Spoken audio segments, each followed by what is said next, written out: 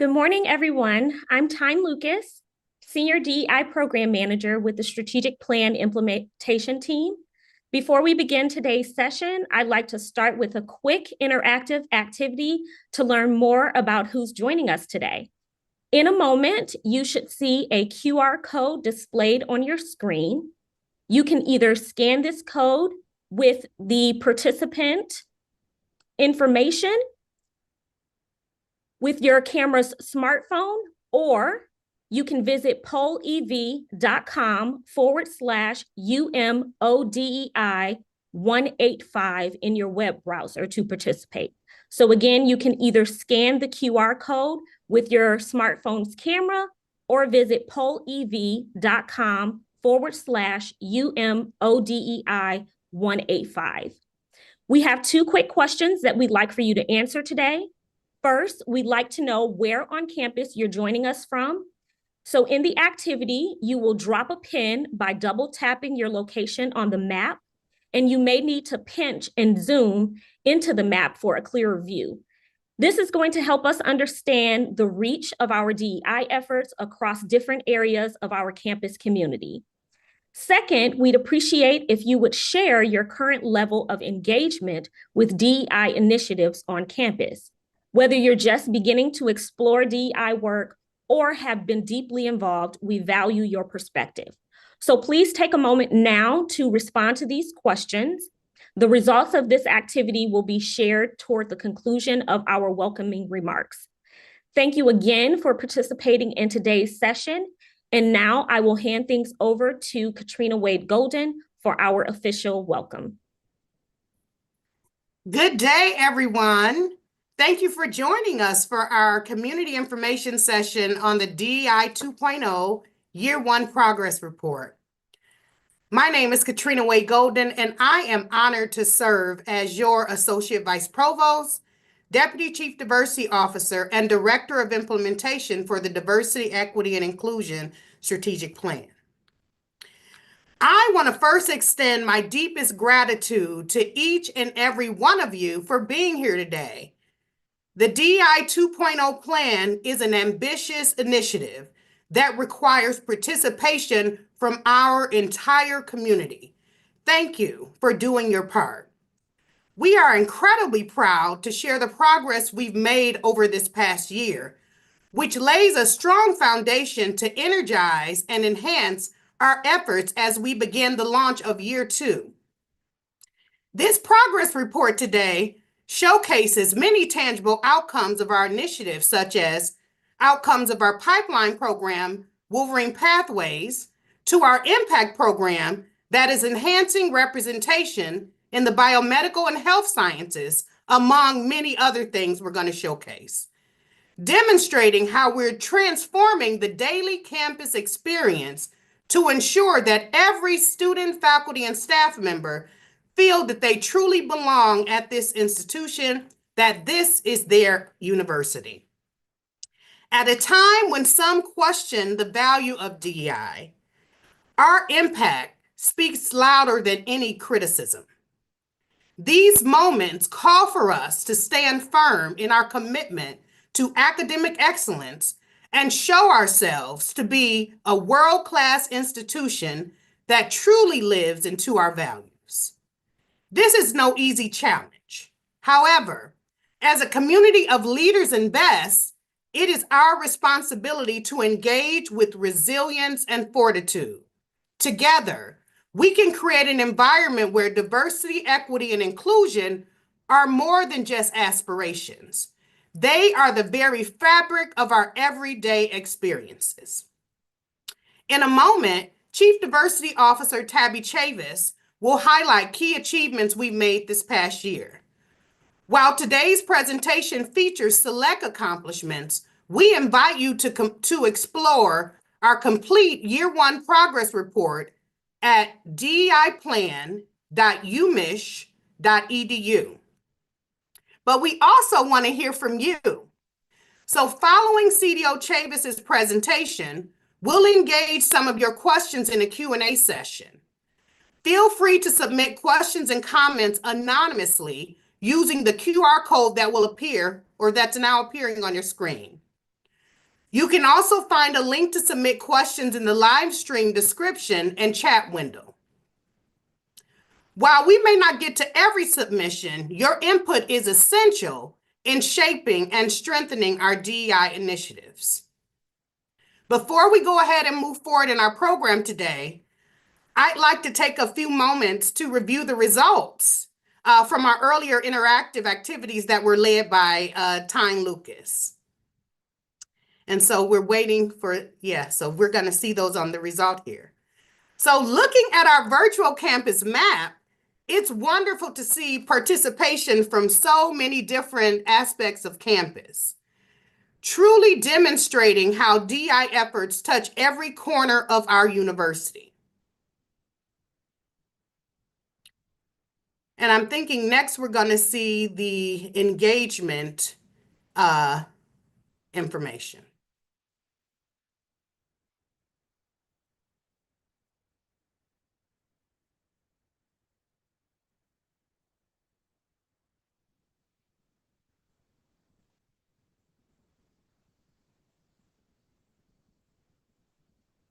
Okay, so maybe we'll have an opportunity to come back to that piece of the engagement scenario. Oh, okay, here it is on the screen. Okay, so it is wonderful to see that a great majority of you are engaged in the DEI efforts that are happening on campus, whether it be through central efforts or what's happening in your unit. We truly thank you for that level of participation. So now it is my great honor to introduce our valiant leader, Dr. Tabby Chavis. CDO Chavis is the Vice Provost for Equity and Inclusion and Chief Diversity Officer here at the university. She has served in this capacity since May of 2022.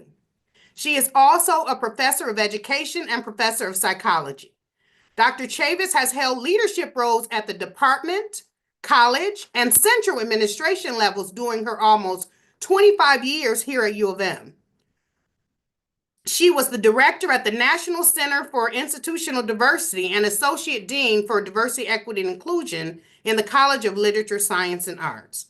Prior to that, Dr. Chavis served as an associate vice president for research, associate dean for academic programs and initiatives in the Rackham Graduate School, and chair of the combined program in education and psychology. Across all of her roles, the value of DEI have been central to her leadership approaches and practices and infused throughout the initiatives, programs, and practices she's helped develop and implement.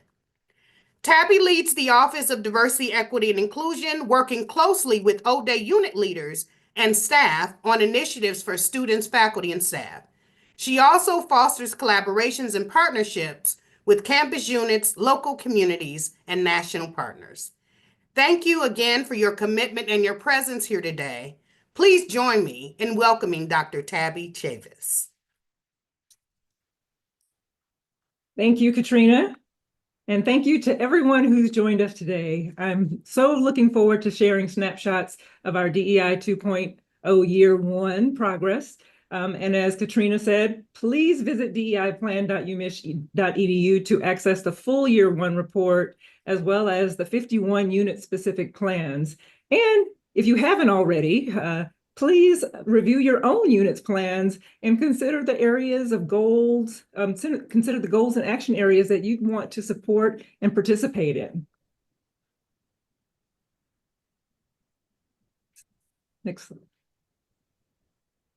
To start, it's always important to reemphasize that the goal of our efforts is for diversity, equity, and inclusion to permeate all that we do on campus as part of our core values. It's also important for me to remind our community of the definitions that we created for diversity, equity, and inclusion, created through a community process and endorsed by our Board of Regents in 2016, prior to the launch of our initial DEI 1.0. So what do we mean by diversity, equity, and inclusion? How are these concepts defined? And how do they guide and show up in our strategic plans and efforts? Our commitment to increasing diversity includes myriad forms, including race, ethnicity, gender, sexual orientation, socioeconomic status, language, culture, national origin, religious commitments, age, disability status and identity, and political perspective, among others. Our commitment to equity means working actively to challenge and respond to bias, harassment, and discrimination at interpersonal and systemic levels. It means upholding equal opportunity policies and practices for all without discrimination on the basis of identity or background. It means that we understand that while talent is equally distributed across communities, opportunity is not. So we work to provide all in our community what they need to thrive and be successful. Our commitment to inclusion means deliberate and continual efforts to ensure that our campus is a place where differences are welcomed, different perspectives can be respectfully heard, and where every individual can feel a sense of belonging and inclusion. Inclusion doesn't mean that discomfort and challenge never happen. By definition, if we are diverse, then we will encounter viewpoints and perspectives that differ from and maybe even challenge our own. So in this context, inclusion means that all feel empowered to use their voice and feel that their presence and contributions are a valuable part of our campus community and work. We know that by building a critical mass of diverse groups on campus, supporting equitable access to opportunities for success and thriving, and creating a vibrant climate of inclusiveness, that we can effectively leverage the resources of diversity to advance our collective capabilities, including our goals for excellence and societal impact. We do have clear definitions of DEI that guide our work. And I think this is important to note in this current moment because we know that individuals and organizations can sometimes use abstract language that people don't always understand. Without defining our work and approach, it is easy for confusion to arise because people think we're talking about the same things when in fact, there may not be clarity about what we mean. So it's important that this presentation comes in a context that there are concerted, coordinated efforts to delegitimize and dismantle DEI, both the practice and the terminology. This is designed to make diversity, equity, and inclusion efforts seem unfair, divisive, expensive, and so on. However, when we speak clearly about our actual DEI efforts using specific and values-based language, we have found that faculty, staff, students, alumni, and other members of our community are often very supportive, because they understand we are working to provide access to the wide swath of people to ensure that they have the best chance to succeed while they're here. At Michigan, our commitment to excellence is inextricable from our dedication to DEI. These principles are not just moral imperatives, but are essential components of our excellence and societal leadership. There are more than 3 decades of research and evidence that supports the value and benefits of diversity, equity, and inclusion for increasing excellence. Our commitment also attracts top faculty and staff and serves as a training ground for academic leaders. Indeed, many U of M leaders have become academic leaders and organizational leaders at many other institutions and organizations. Our campus's DEI strategic planning process was unique in higher education at its outset, and it remains a leading model for values-driven, evidence-based transformation. A priority was recognizing and honoring this decentralized structure and culture here at U of M and the resulting heterogeneity across units. So it was important that our planning process was one that was both distributive to address units' unique local challenges and strengths, and to draw on local expertise and knowledge, and also centrally focused to help provide support and a cohesion across different unit plans. Because our goal was to infuse evidence-based knowledge and skills across all areas of standard operations, it was critical that our campus community co-own the strategic plan. So each of our 51 units, academic, schools and colleges, administrative and service units, developed their own unit plans, drawing on their own local community expertise to define priorities, goals, actions, and solutions. The plan also includes partnership with our central administrative offices, which help lead a number of campus-wide action items that are more appropriate to conduct centrally at scale than at the unit level. And we'll discuss some of those later. I'll also emphasize that evaluation and assessment is critical to our process. It has allowed us to pinpoint with data areas that we're making progress in, but also identify areas where we can do better.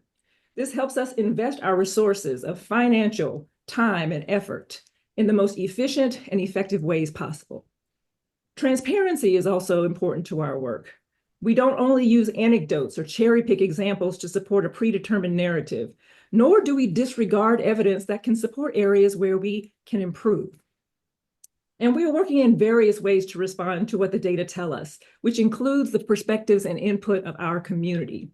As an example, evaluation data from our initial DEI 1.0 plan indicated that we could benefit from developing greater efforts for enhancing disability accessibility and religious diversity and inclusion. And those areas are now a part of our current DEI 2.0 work.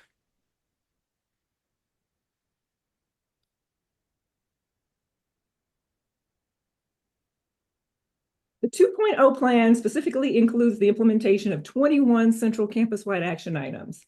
University Central Leadership also developed a central-wide campus plan led by the Office of Diversity, Equity, and Inclusion, or ODE, to support the 51 unit plans and oversee several university-wide programs. Again, this information is available to our public via a website that tracks the progress on each of these action items, report.dei.umich.edu. This transparency also serves as a part of our accountability and community empowerment commitments. Infrastructure such as our DEI leads, foundational programs such as the Go Blue Guarantee and Wolverine Pathways, as well as reporting and metrics to support accountability are key areas that support all areas of our 2.0 plan and that continue to evolve in response to community input and need. So, fundamentally, what we're trying to do with our plan is to shift and improve culture around diversity, equity, and inclusion. The institutional model guiding our strategic plan represents our theory of change, including key elements fundamental for achieving the cultural transformation we seek. We begin with raising institutional awareness around community concerns, opportunities, and improvement, including the experiences of different communities.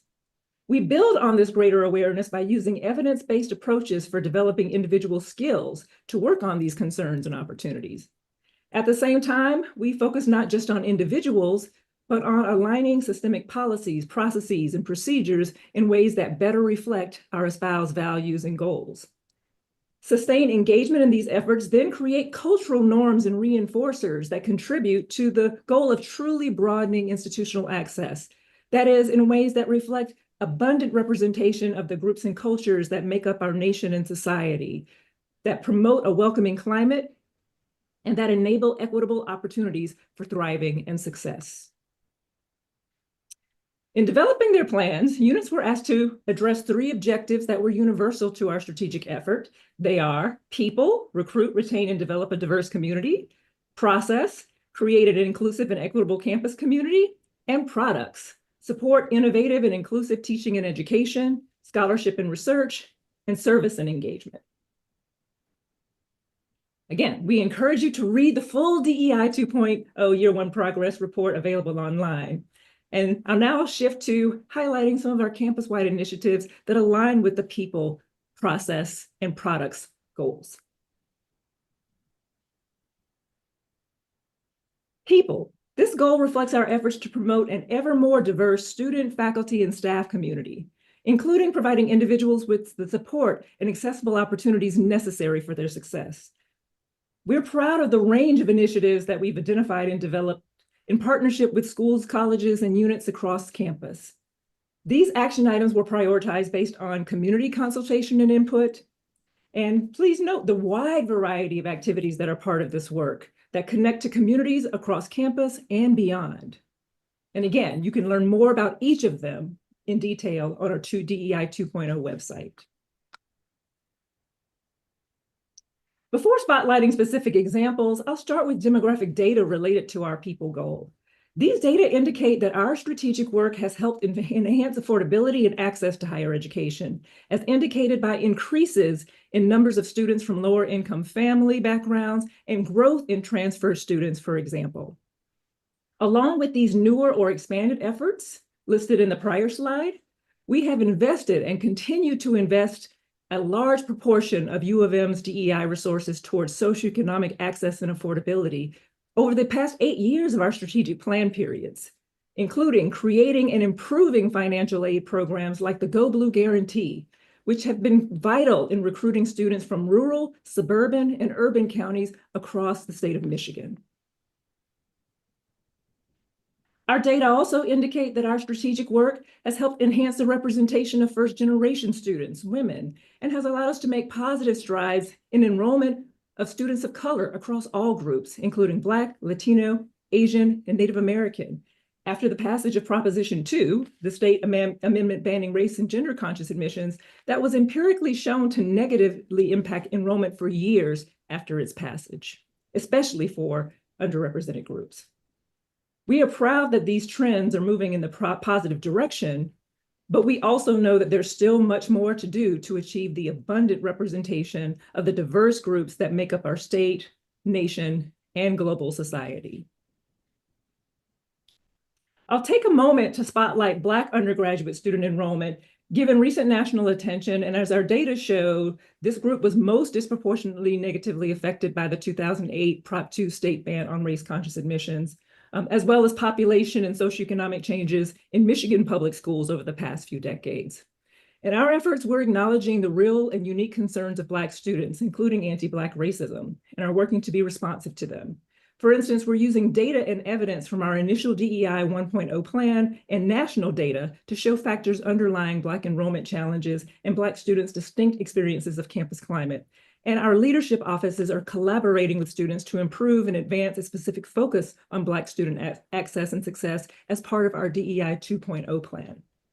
The progress we've seen from our efforts, including increasing new Black enrollment by 13% over the past year alone and 87% since 2020, is due to these collaborative efforts. Again, that doesn't mean that we don't have much more to do.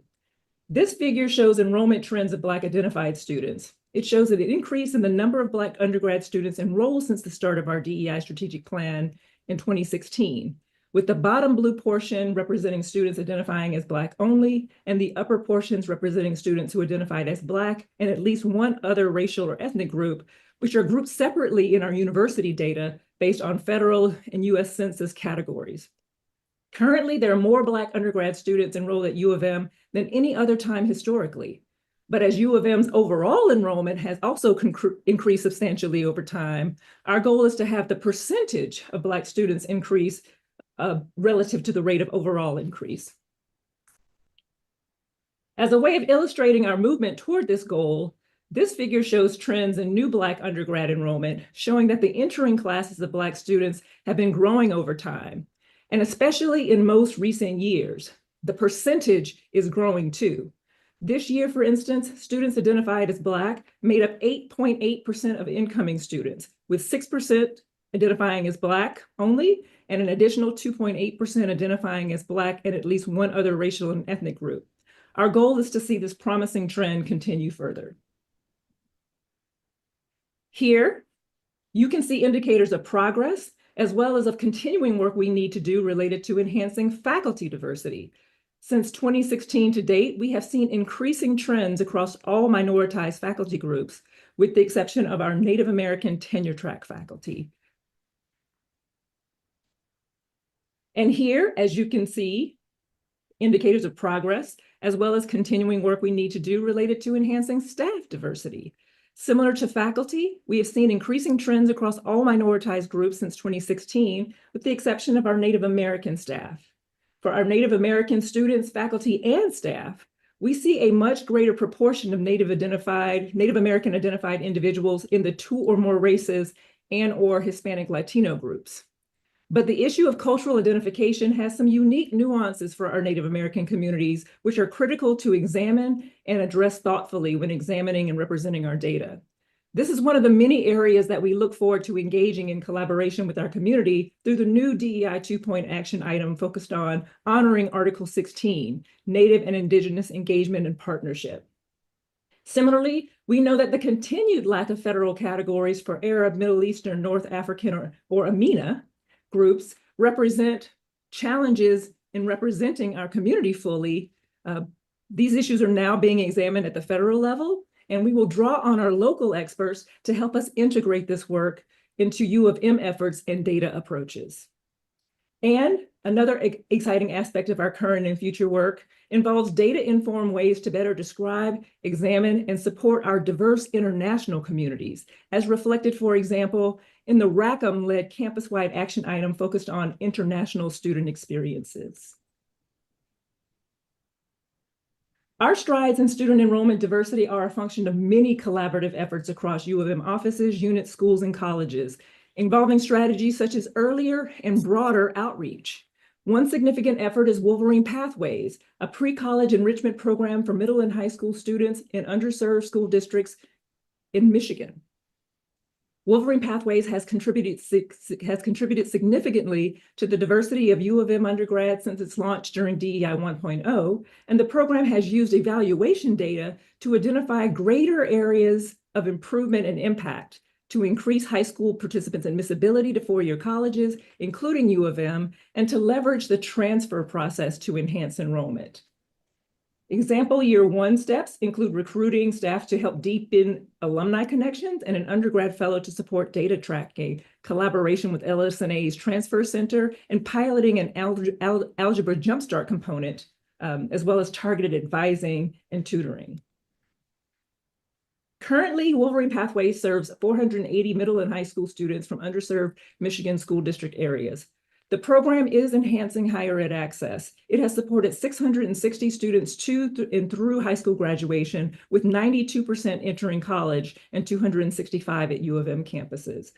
The program is also enhancing U of M recruitment. Pathways participants are more likely to be admitted to U of M and more likely to enroll when admitted as compared to their high school counterparts. One of U of M's key faculty hiring initiatives is the LS&A Collegiate Fellows Program. This program is offered in partnership with the National Center for Institutional Diversity and the College of LSA. Building upon the success of DEI 1.0, where 50 outstanding early career faculty with DEI commitments were recruited to the College of LSA, LSA now has two programs, LSA Collegiate Fellows 2.0 and LSA Senior Collegiate Fellows. The Fellows 2.0 hiring program will recruit 20 faculty as postdoctoral scholars or with tenure track positions or directly into tenure track positions. The new LS&A Senior Collegiate Fellows program seeks to hire 12 tenured faculty recently appointed to the rank of associate professor who've demonstrated DEI commitments through their engagement and leadership appropriate to their career stage. The shared goal of these programs is to recruit, support, and retain exceptional faculty committed to building a broadly diverse intellectual community. Over the past year, LSA has hired 8 faculty members as LSA Collegiate Fellows and 2 faculty members as LSA Senior Collegiate Fellows. The Michigan Program on Advancing Cultural Transformation, or IMPACT, is an exciting new program that builds from the success and the evaluation data of the Collegiate Fellows model. IMPACT aims to enhance diversity, equity, and inclusion in biomedical and health sciences by recruiting 30 new tenure-track assistant professors across 11 schools and colleges, all committed to advancing DEI. The program is part of the National Institutes for Health Faculty Institutional Recruitment for Sustainable Transformation, called NIH First, initiative. U of M and the National Institutes of Health have jointly invested into this program as part of a nationwide effort to attract top talent to academia and lower barriers to access and success in the biomedical and health sciences. IMPACT employs evidence-based recruitment processes to generate strong, diverse candidate pools for schools and colleges and departments to evaluate. IMPACT not only seeks to recruit 30 new scholars, but to also train and develop an accomplished pool of senior faculty with commitment to DEI to serve as sponsor mentors. These same core faculty will also serve as agents of change in their respective departments as part of a strategy to foster a more diverse, equitable, and inclusive scientific community. It's important to highlight that both the LSA Collegiate Fellows Program and IMPACT are not only bringing to campus outstanding scholars, who are also getting offers from top institutions across the nation and scholars who have DEI commitments, but the program designs are intentional with the goals of shifting culture in ways that not only maximize programmatic outcomes, but address structural and cultural factors that underlie the lack of faculty diversity in higher education. We've demonstrated through these programs that equity and excellence are not only compatible, but that equity is necessary to support excellence. As I referenced earlier, our DEI 1.0 data showed relatively lower and slower progress for Black students with regard to recruitment, representation, as well as campus climate experiences. While our recent enrollments are trending in exciting ways, there's more to do. As such, a central action item focuses on these areas. Over the past year, a steering committee of students and university leaders was formed and developed a framework and an implementation team for advancing the Black Student Union's 4-point platform for equitable access, achievement, and belonging. Efforts include reinforcing and disseminating programs that address anti-Blackness, institutionalizing a Harambe convocation and establishment of the Council of Elders, events to connect students with faculty and staff, and marked increases, as I mentioned, in new enrollment of Black identified students in fall 2023 and fall 2024. Now, we'll show a short video highlighting some of the amazing work happening across our campus around our people goal. The Honoring Article 16 DEI 2.0 Central Action Item seeks to lift up the well-being and success of Native American and Indigenous staff, faculty, and students at the University of Michigan. To fulfill the treaty promise made in 1817, we walk this path in partnership with Michigan's sovereign tribal nations and communities to honor our predecessors and to amplify the voices of all our relations. And over the past year, we've held a series of community town hall meetings with tribal and campus leaders to articulate and prioritize strategic objectives. With President Ono's endorsement, we're moving forward implementing a holistic and sustainable set of initiatives while collectively crafting an even broader vision for Native American and Indigenous inclusion and success with our many campus and tribal partners. In talent acquisition, we partner with teams across the Ann Arbor campus to recruit and hire for open staff positions. And that means weaving DEI principles into everything we do on a daily basis. We ensure consistent, fair, equitable practices. For example, ensuring inclusive language in job postings, which is really key for candidates. Facilitating interviews for consistency. Focusing on a positive candidate experience. And mitigating bias on the spot. For DEI 2.0 Year 2, we've trained hundreds of hiring managers and team members around core recruiting competencies, which really impacts their daily work, including a virtual reality interviewing training in partnership with the Center for Academic Innovation. And due to the strength of our partnerships that we've built over the years, we've been able to get deep into unit-specific upskilling and other resource needs at the ground level. These practices matter and they produce results. Candidates have reported a more positive experience. The diversity of our applicant pools has increased. The number of days it takes to hire has decreased, which is really important for operations. And we continue to see positive impact on a daily basis. I am Todd Esther, Associate Dean for DEI at the School of Dentistry. I am here to share with you a DEI 2.0 highlight, our Pathway Program to Dentistry Profile for Success. In 2024, we celebrated 30 years of this Pathway Program, and it has been a program that has brought together physicians, pre-dents, pre-med, dentists, professionals, and educators to gain understanding on how to be successful in the application process to dentistry, admissions tests for dentistry, and also how to gain access and see what would it be like to be on the campus and be involved at a school of dentistry. We are happy to report that over 500 of our graduates are now educators, teachers, physicians, dentists, researchers, some even teaching at the School of Dentistry. We were so happy to bring 200 together to celebrate this past summer, and we look forward to many, many more years of Profile for Success.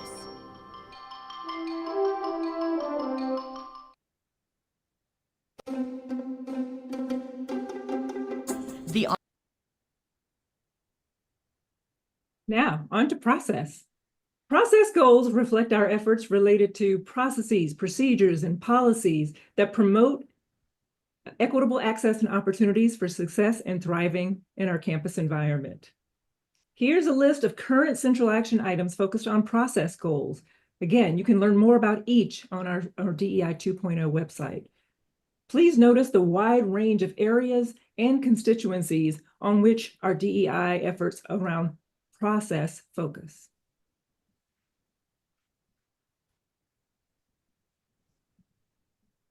One area of community feedback from our DEI 1.0 evaluation, especially from our staff, was a desire for more professional development resources and supports, especially those that move beyond enhancing knowledge and awareness towards skill building that individuals could incorporate into their professional work and environments.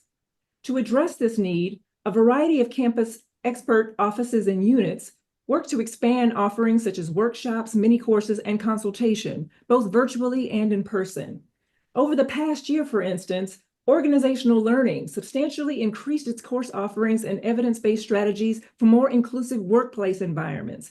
They reconstituted the Facilitator Engagement Program, a network of staff experts across campus units to support training and consultation services to campus units. They also convened a cross-campus working group to map the DEI resources and needs across campus to identify areas of capacity and gaps. This approach will help us reach the whole campus and in ways that meet diverse units' needs and increase efficiency and minimize redundancy of efforts, something that can easily happen on our very decentralized campus if we're not attentive to it. Organizational learning is also working with many campus experts and local and national organizations to develop educational trainings for our campus community that address Title VI, focused on eliminating multiple forms of bias and discrimination due to identity, background, or ancestry, which includes bias based on religious and cultural identity, such as anti-Semitism and Islamophobia. As this figure illustrates, in the past year alone, many of our staff, students, and faculty took the initiative and opportunities to enrich their knowledge and skills through evidence-based educational and professional development resources offered by expert units such as organizational learning, the Center for Research on Learning and Teaching, Student Life, and Advance, among others. We're also excited that our DEI 2.0 efforts will prioritize the interconnections of diversity, equity, and inclusion with carbon neutrality and sustainability. In doing so, U of M is positioned to advance even further as an international leader and change maker in addressing climate change and environmental justice. Our serious investments in this area include the creation of new key leadership roles: Associate Vice President for Sustainability, Shauna Weber, and Vice Provost for Campus Sustainability and Climate Action, Shalonda Baker. These new leaders are collaborating with Michigan Medicine's Chief Environmental, Social, and Governance Officer, Tony Denton, to develop and advance a comprehensive programmatic vision that addresses infrastructure support, interdisciplinary curriculum teaching and research, and environmental stewardship and social equity in healthcare. Drawing on our DEI strategic plan model, these new efforts seek to affect culture change at U of M, that is, infusing and integrating evidence-based knowledge and practices for carbon neutrality, campus sustainability, and environmental justice as part of our campus's standard operations and values.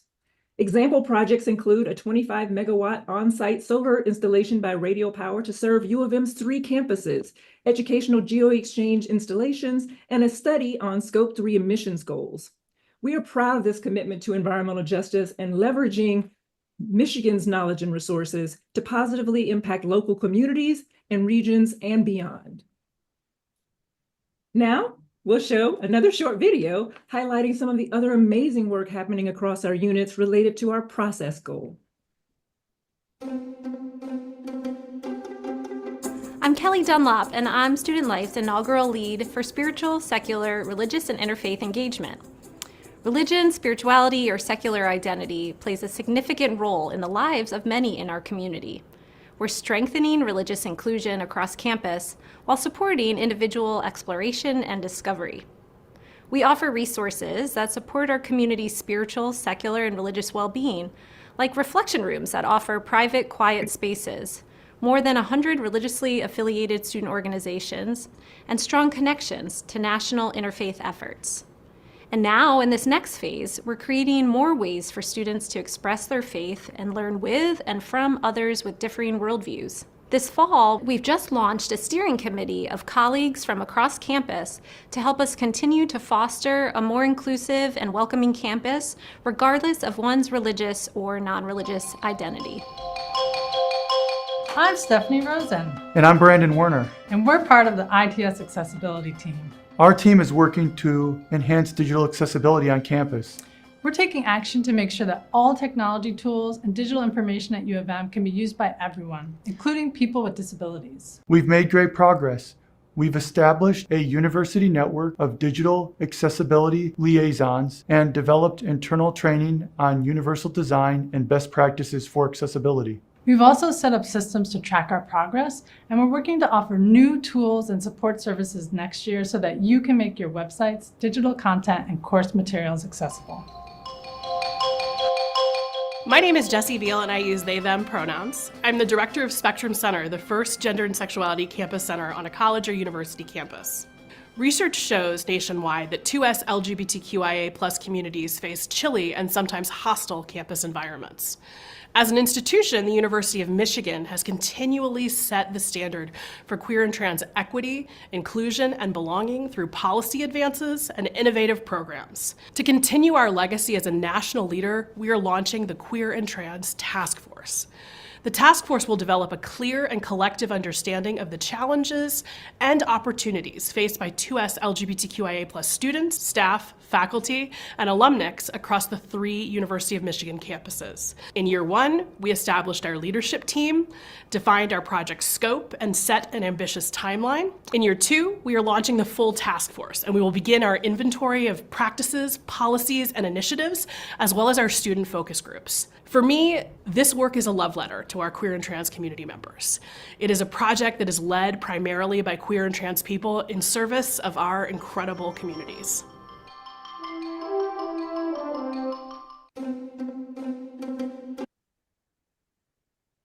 Finally, the products goal reflects our efforts related to products or the infusion of diversity, equity, and inclusion in our educational programs, teaching methodologies, research and scholarship, and service and engagement. Here are current central action items focused on products goals.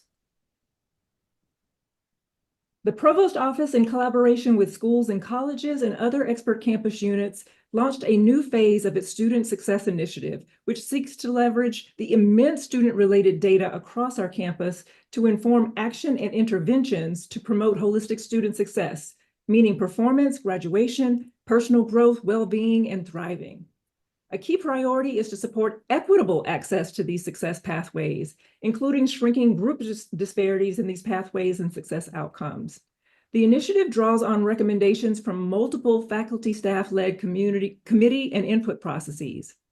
Recent action steps include the creation of a new vice provost for undergraduate education, Professor Angela Dillard, who is leading the initiative, coordinating and partnering with academic and support units across campus.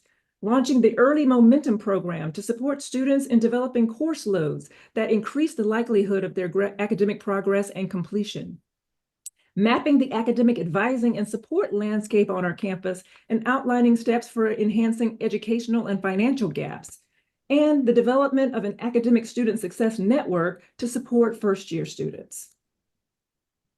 The Inclusive History Project is a multi-year presidential initiative to study U of M's history through the lens of diversity, equity, and inclusion. Starting in fall 2023, it involves the university and surrounding communities in examining origins, people, sites, and research. IHP aims to produce scholarship, research, and courses and reimagine policies to address historical injustices. Since the release of its initial framework in 2023, the IHP has made strides in expanding its team across our 3 U of M campuses, engaging campus communities, and initiating historical research.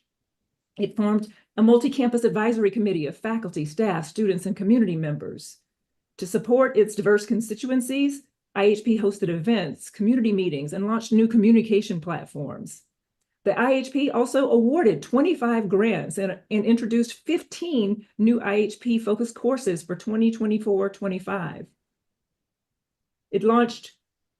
IHP also rolled out the IHP Teaching Fund and the IHP Research and Engagement Fund. 25 grants were awarded to students, faculty, and staff. It launched 5 large-scale research projects, for example, on topics like U of M Flint's DEI centers and the 1817 land transfer by Indigenous nations. And finally, IHP added 15 IHP-focused courses to the 2024-25 academic curriculum. We encourage you to learn more about IHP and to get involved. Now, here's our final short video highlighting some of the amazing work happening with our products goal.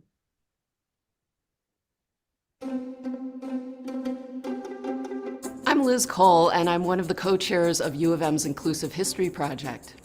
The Inclusive History Project is a multi-year initiative to honestly and critically re-examine the University of Michigan's past as it relates to diversity, equity, and inclusion across all 3 of our campuses and Michigan Medicine.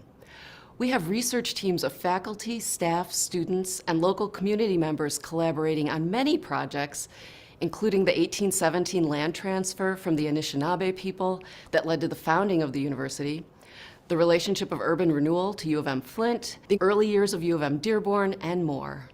The IHP aims to understand the continuing impact of the university's full history on our present, and our work will lead to recommendations for reparative actions to change our future.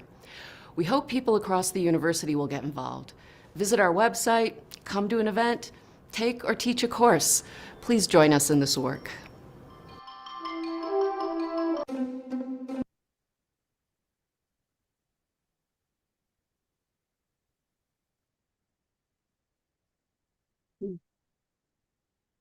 I'm happy to take some questions now, but before we go into Q&A, just a few final thoughts. At a time where there are attacks on the work of DEI and that are pervasive and at our own front door, let's be clear that as a community, we cannot back down at U of M. These attacks are a way of minimizing and denigrating the work of many committed staff, students, faculty, alumni, and other partners that dedicate their energy to a more just Michigan. We need more than ever engaged and active U of M community members. Every campus unit and every campus member can positively advance diversity, equity, and inclusion through their respective missions, roles, and positions. As established evidence-based practices such as inclusive hiring protocols, strategic outreach and engagement strategies, and other legally compliant programs and approaches are being newly scrutinized and challenges, we need to be ready to respond and counter with evidence and truth. Part of the evidence and truth is what we presented today and much more. And part of this is taking the opportunity to tell your own stories about why diversity, equity, and inclusion matters so much to you and your work and your journey.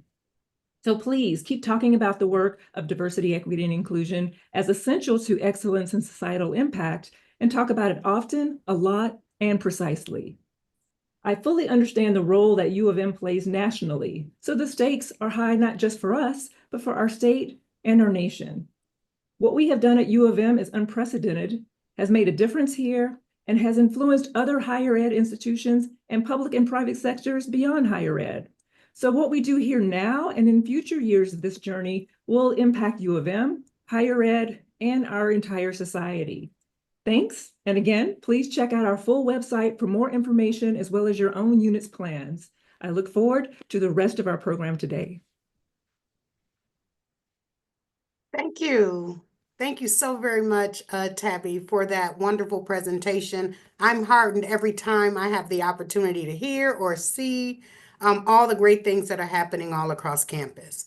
So we're going to go ahead. We did receive several responses or questions for you, and we're going to take up a couple of those questions today. So there were several comments that came in relation to the recent New York Times article. And so the first question is, please comment on the New York Times article disparaging U of M's DEI efforts. How valid are any of the concerns raised, and is there anything in their reporting that can inform our approach? We can learn something from everything. I will say that, as I said in a response that I, issued shortly after, that those of us who do this work, we welcome critical engagement. That includes criticisms, questions, wanting to understand, what works and what doesn't work based on evidence and data.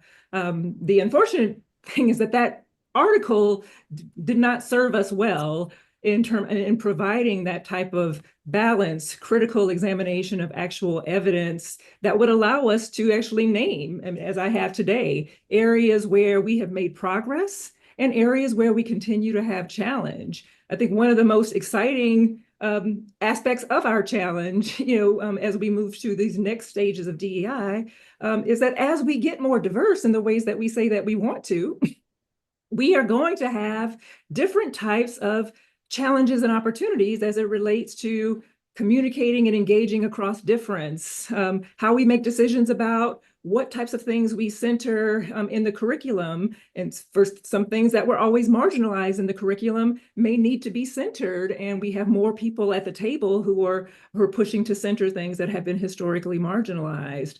And so the goal, I think one of the follies of that article in terms of the way that it only presented kind of one side of the story, is that it reinforces this narrative that we're trying to address inequality by creating inequality. That's actually not the case. We don't want to bring others to the table and remove people from the table. We're trying to create a bigger table, to make sure that people are all included, and that inevitably, can then relate to intergroup tensions.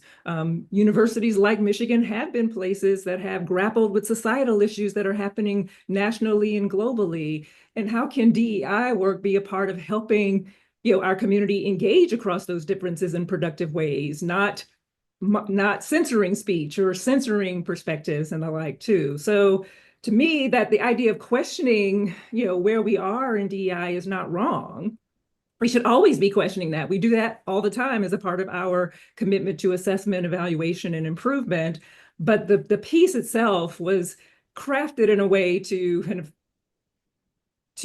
reinforce or confirm a kind of predetermined narrative of the overly woke institution that is indoctrinating people, versus really honoring the kinds of complicated ways that we're trying to grapple with topics and issues and experiences of different types of communities, maybe experiences of communities that some people have not had to think about before, and having to think about them, our LGBTQ plus community, thinking about our communities, our racial and ethnic minoritized communities, our religious and cultural communities, may have perspectives or experiences or tensions that some people have not had to think about before. And so as an institution, that messiness is a part of the work that we must do. We're doing that at Michigan in serious ways. Our DEI work is not just 5 programs. It is a campus campaign to ask our community to think about their missions and areas and how does DEI matter in those spaces. So it's a long way of saying that, the article touched upon issues that we need to grapple with, but it was one-sided and didn't really provide evidence of the things that we are doing, along with the kinds of evidence around areas of continued challenge, much of which we actually shared with the reporter, and it was chosen, the decision was to not include that valuable data and information. Thank you for that response. The next question, Tabby, is, U of M is very liberal. Does the DEI work include diversity of thought? Yes. So this is one of my, so diversity of thought, I would just say that if you are, I think the current, we're in an election season, and the current political context tends to dichotomize people into either liberal or conservative. And in fact, real people are actually much more than that dichotomy. So our own data actually don't support the idea that Michigan is like more that fully liberal. Even the data that we've collected in our climate survey shows that anywhere between 15% of our community would identify as conservative based on a political party. But that if you're not conservative, that doesn't mean you're liberal. You could be moderate or right of center, and most people don't actually identify at the polar ends too. So that's one piece, is that there's kind of a accepted fact that actually hasn't been empirically shown that Michigan is just fully liberal, when in fact people represent views across the spectrum. The other piece is that when we look at like conservative and liberal, that we also need to be thinking about whole people. I will just say that it's often assumed that I'm just a fiery liberal because I work in DEI, but if you actually ask me about different topics, I have a mix of conservative, moderate, and liberal perspectives depending on the topic and issue that we're engaging. And that's what we hear from our students, and that's what we hear from our faculty, and that's what we hear from our staff. Our students actually say, I came here with really conservative beliefs about X and really liberal beliefs about Y. And when I got here, I met other students or peers that challenge my beliefs or challenge my assumptions too, and they like that as a part of their experience at Michigan. So I would say that one, and I would say that because diversity is defined at Michigan as inclusive of many, many, many backgrounds and all identity groups, that yes, diversity of thought, which is fundamentally tied to having different life paths and experiences and backgrounds, is a central part of what we do care about and want to advance at Michigan. We are more excellent because of the diversity of background, experience, cognitive perspective, life lenses that people bring to our environment. One thing that I will acknowledge is that because of our current social political context, there can be fears on both sides of the spectrum around expressing one's views. People who have more progressive, quote unquote, views feel as though they will be sanctioned if they are expressing their views. And we've heard that people who have conservative perspectives feel as though that they can't freely and fully express their views too. It's not just a phenomenon of one side, it's a phenomenon of our current national zeitgeist. And I think Michigan is positioned to actually be a model of how we can do that differently. Great. Thank you, Tabby. So we are going to, and in your response, I love just how robust they were. They addressed many of the other questions that were coming in. So thank you. So I'm going to go ahead and move us along in our program. And one of the things that we love about our DEI efforts on campus is that this is just not it's not a top-down, just a top-down initiative. We are working, as Tabby suggested, to engage this work all across the university within our units. And so we're happy to be able to share some information or to highlight 4 presenters today to give you a taste of what the great work is that's happening within our units. So the first person we're going to highlight today is Kat Walsh, who serves as the Executive Director of Diversity, Equity, and Inclusion within the Office of University Development, and she'll be talking to us today about the Look to Michigan campaign. Welcome, Kat. Thank you, Katrina. To start, I want to share a personal story that relates to Vice Provost Chavis's earlier point about socioeconomic need. In 2004, I was applying to graduate schools. In my research, I discovered a dual degree program at the University of Michigan between the Marshall Family School of Education and the Gerald R. Ford School of Public Policy. I emailed Dr. Steve Desjardins, a national lead in post-secondary enrollment and retention research, with my questions. He suggested we talk on the phone, and then he spent over an hour with me, and I hadn't even applied. Other schools barely returned my emails. My choice was clear: Michigan. Fast forward 1.5 years in, I was $70,000 in student loan debt, working 20 hours a week with no health insurance. And I couldn't sustain the financial pressure. And it didn't occur to me at the time that I could reach out for help. So I went to Dr. Desjardins, Steve, at that point, to let him know my decision to drop out of school. He took a breath and he stopped me and he said, Michigan needed me. A girl from the most southern point of Texas, and requested that I delay my decision a couple of weeks to see what was possible. He sent me to CW Plus for an emergency grant, got me contracted work with the Gates Foundation, which was really beneficial for my career. And then I was able to secure a position that covered the cost of my tuition and health insurance for my final semester of school.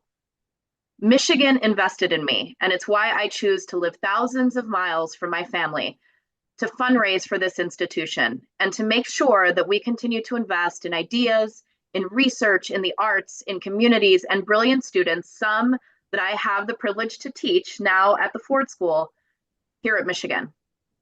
Tomorrow, we publicly launch the Look to Michigan campaign, our most ambitious comprehensive fundraising campaign to date. And we are raising money so that we can work in partnership with communities to solve the world's most complex problems and to break down barriers so that our students, faculty, and staff thrive while they're here. I now plan to share my screen so that you can see our impact areas and core commitments for this campaign.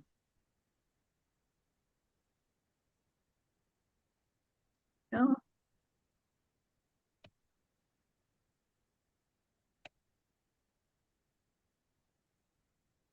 Our fundraising campaign has 4 impact areas: life-changing education, health and well-being, democracy and civic and global engagement, sustainability and climate action. And in addition to the priorities that we see across our schools, colleges, campuses, and units, we have core commitments. The arts, a way to speak truth to power and engage in community to understand what's happening in our world, and diversity, equity, and inclusion. Our impact areas, our school, college, campus unit priorities. We can't address global issues without DEI. Dr. Scott Page, a professor of complex systems in the Ross School of Business, mathematically demonstrates that cognitive diversity, which includes our identities, trumps individual capability when it comes to solving complex problems. The research is irrefutable. To achieve the bold vision set out in this campaign, we need diversity, equity, and inclusion. Diversity is necessary. Diversity is Michigan's superpower. And that's all of us, all our faculty, our staff, our students, our nurses, our doctors, our patients, our researchers, our community partners around the world, alumni, volunteers, artists, activists, and donors. And I tell you what Steve told me as we launch this campaign: we are raising money because of you. You are Michigan, and we need you. Thank you.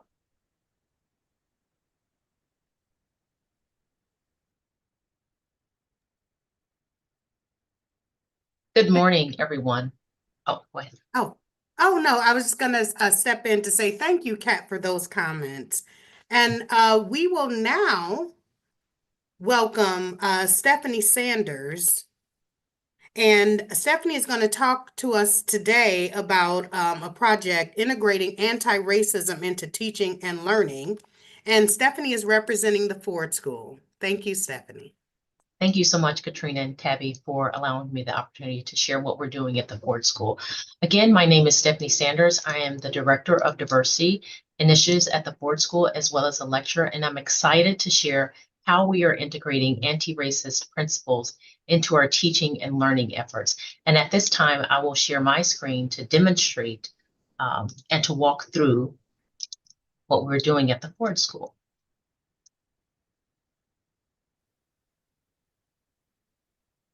So this commitment isn't new for the Ford School. Since 2021, we have deepened this work through 3 key areas, including our curriculum and scholarship, our community engagement. And this work flows directly from our mission, which is something that we think about often. It drives our strategic direction, and we are very committed to being a community dedicated to the public good, where we seek to inspire diverse leaders who are grounded in service, who conduct transformational research, and collaborate on evidence-based policymaking to address our world's most pressing challenges. Part of our special sauce at the Ford School is our ability to bring together individuals with diverse backgrounds and experiences to think about complex policy issues. And this, of course, starts with our faculty recruitment efforts. So we are intentionally building interdisciplinary teams that shape what and how we teach. Thanks to the Office of the Vice President's Anti-Racism Research Grant, in partnership with the Provost's Anti-Racism Initiative, our faculty participated in the Racial Justice Cluster Hire providing them with a platform where they continue to advance knowledge through research and scholarship in critical areas like racial justice and technology, environmental racism and health equity, and using AI innovations to address racial and economic inequalities in African societies. Last year, we offered a robust set of 12 courses addressing issues pivotal to race, racism, and racial justice across multiple contexts. While most of the courses are electives where students can opt in, every junior in the Ford School is required to take Public Policy 476, which I teach, where they learn about the importance of applying analytical frameworks to policy topics with an eye toward advancing equity and opportunity.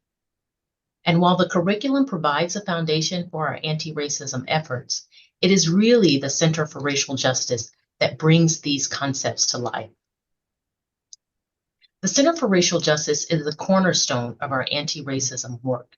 It was founded in 2021 under the visionary leadership of our phenomenal dean, Celeste Watkins Hayes, and it is operated under the expert guidance of Drs. Dom Adam Santos and Mara Osveld.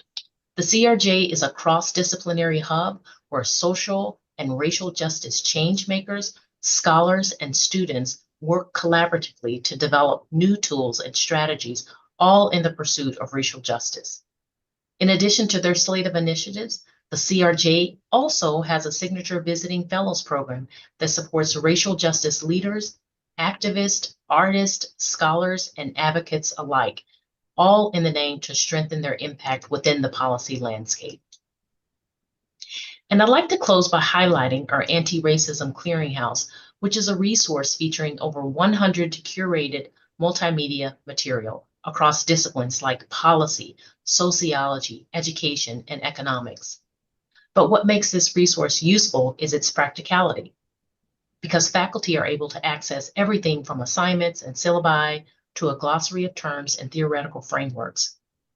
And the last thing that I'd like to leave you with is that when we think about integrating anti-racist principles into our teaching and learning enterprise, part of our policy education is about the school, yes, and part of it is about the university. However, a significant driver is about the larger environmental context and the ecosystem that becomes the experimental laboratory. And this allows faculty, staff, students, and our partners to gain hands-on experience guided by faculty leaders and advocates who are at the forefront of policy issues.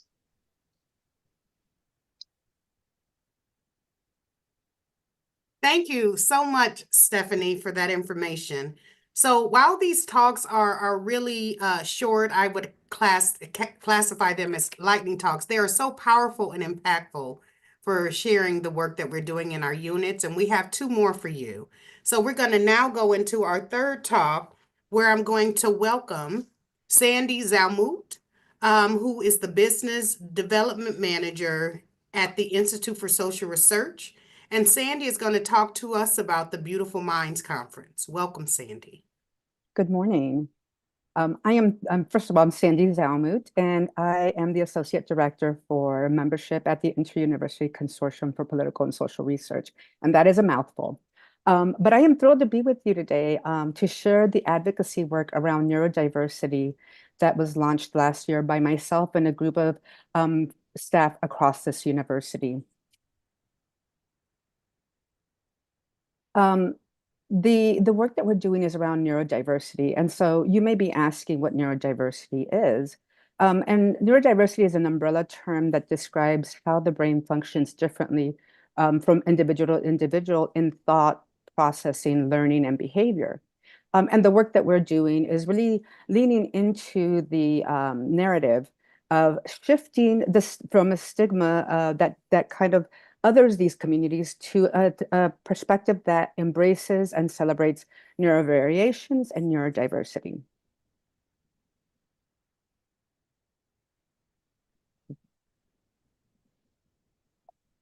Oop, I'm having trouble. Sorry about that.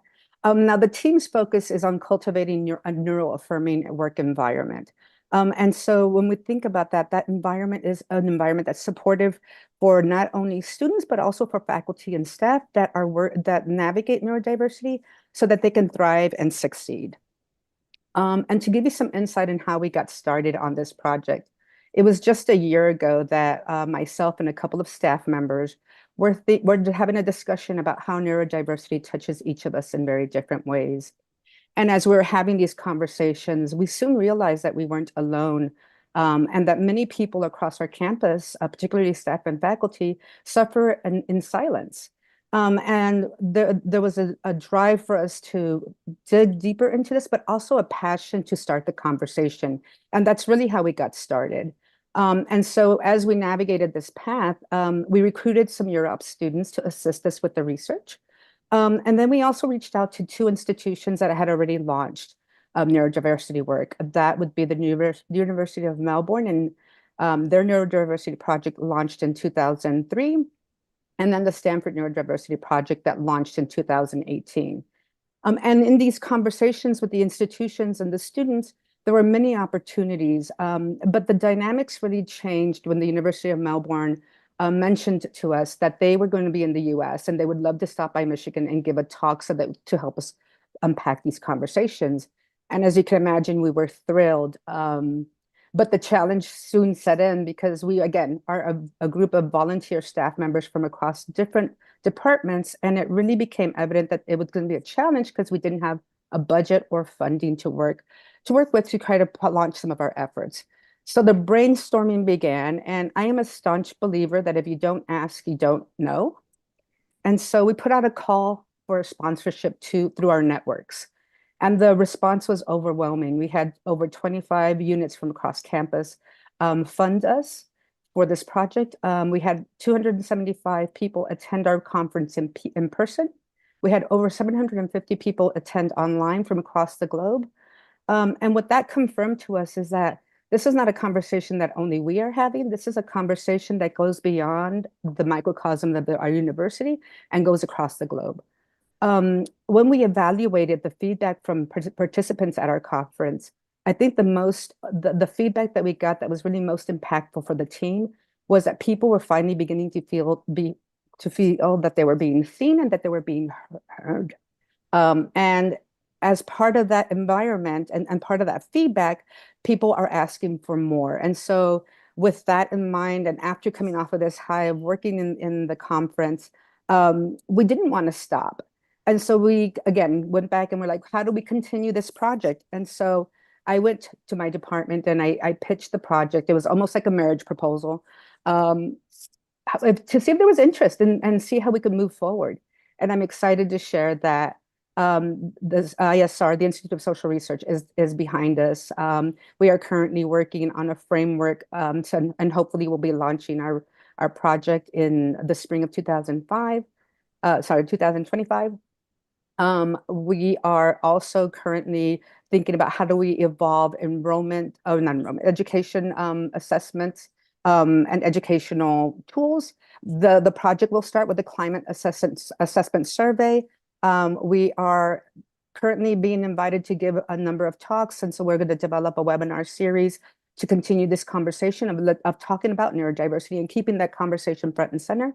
And then again, we are planning on working on the the conference again for next year. So save the date. The conference is scheduled to take place on March the 25th and 26th, and will be held here on campus. More information is coming out soon, but there's our email. If you have any interest, questions, or just want to find out how to be part of the project, please reach out. Thank you. Thank you so much, Sandy. And now we'll move into our last unit spotlight, where I'm going to welcome Nathan Hankey. Nathan serves as the Professional Development Inclusion Manager within OHE, the Office for Health, Equity, and Inclusion. And he's going to be talking about a program within Michigan Medicine devoted to middle school tutoring. And what's so nice about this program is that usually when you think about Michigan Medicine, you think about healthcare. And that is, of course, the core of what they do. but this program really showcased another aspect of their equity and inclusion efforts. So thank you, Nathan.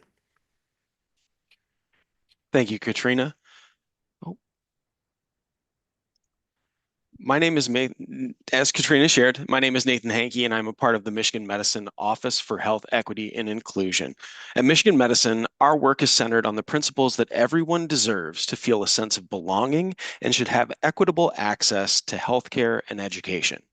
In year one, we merged the American Hospital Association's Health Equity Roadmap with the U of M DEI 2.0 strategic planning structure to meet the unique needs of an academic medical center comprised of over 30,000 faculty, staff, and learners. This gave rise to a philosophy of alignment over addition, which is core to our implementation.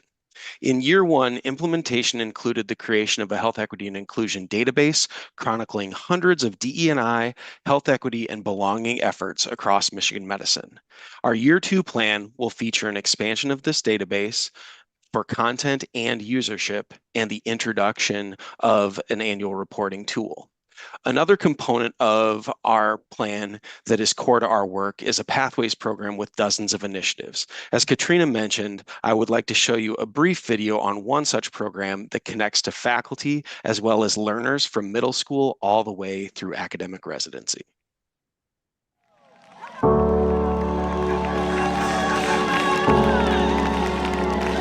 The Youth Summit is a unique one-day event for students historically underrepresented in medicine to engage with Michigan Medicine healthcare teams through interactive simulations, curated resources, personal connections, and enlightening panel discussions. Building off of the success of the Youth Summit and in an effort to provide more long-term support to underrepresented in medicine middle school students, the Michigan Medicine Office for Health Equity and Inclusion has developed a Math and Health Sciences Middle School University Collaborative. In partnership with local schools, Ann Arbor Scarlett Middle School and Ypsilanti Community Middle School, and the U of M community, we will provide mathematics-focused support for middle school students through small group mentoring and academic coaching throughout the school year. We recognize the importance of curricula that create safe, affirming, engaging, and humanizing spaces for all students. To ensure our curriculum connects students' identities, backgrounds, and experiences, we are partnering with the School of Education to ground our work in culturally relevant pedagogy. We're doing identity work. I think it allows kids to dream, and I don't think we have enough opportunities for kids to be able to see themselves beyond what currently exists. This program allows them to begin to work on that future right now. The future begins here. U of M undergraduate and graduate students will serve as student success coaches, tutoring and mentoring students, and working alongside middle school math teachers to regularly assess students' math progress. Coming in, I didn't really know what to expect, but it's been like a lot of fun. Most rewarding part has been getting to know the kids. Like sometimes like in math, when like I forget to do something at home, it was like I do like something, you know, like pop up like, oh, I know this. I learned division, multiplication, multiplying decimals, parentheses. It makes me feel great about myself, for real. This program has been a huge benefit to our students. It has increased their confidence. It has increased their skills. They really need that one-on-one attention in terms of their academics, but also that human connection. So we see the difference that it's making. Beyond receiving weekly math support, numerous times throughout the semester, youth will be introduced to health science topics and professions, participating in hands-on learning experiences and engaging discussions with University of Michigan faculty, staff, and students. I wanted to get involved in this program. I think it's important to engage kids early in medicine and engineering, light that fire of interest, even if it's just connecting with one student in the topic, helping them see that this could be a career for them in the future. We have students who are repeating what they've heard. They are talking about being doctors and they're talking about strategies that they learned in math. Their math scores are going up. Having the consistency of this program in our building, the excellence that the University of Michigan brings, it shows in this program. In our pilot program, 95% of all students self-reported having learned helpful math strategies to support their success in math class. 85% of all students self-reported that our success coaches helped them make more real-life connections to math. 62.5% of Ypsilanti Community Middle School students improved their math enrichment grades between 2 to 10 letter grades. On average, each student increased their career exposure to 3 to 6 health science specialties through our health science learning sessions with U of M faculty. 70% of Scarlett Middle School students said the sessions with doctors made them more interested in medicine and what doctors do.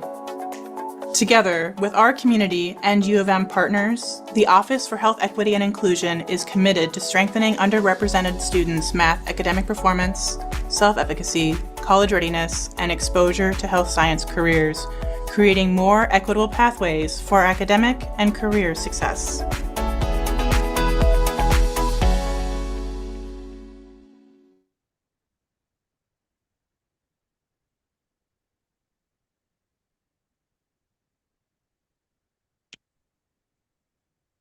Thank you to Ode for the opportunity. I would also invite you, if you would like to hear more, to click the QR code quickly over my shoulder, as we will give further updates and engage folks in an art-based performance to help us engage in dialogue and navigate difference more effectively. Thank you.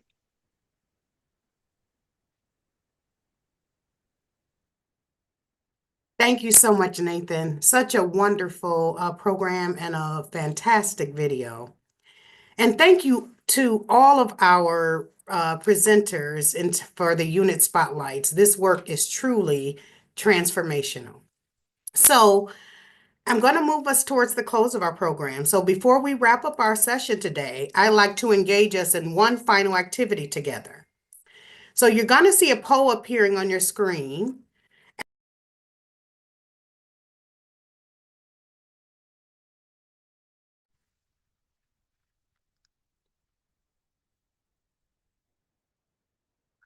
Oh, can everyone hear me okay? I'm sorry about that. I don't know what happened there. But I was just counting and thanking all the presenters for the wonderful information. And before we wrap up today, we want to engage in one final activity for you to put in one word that captures what you're taking away from today's session.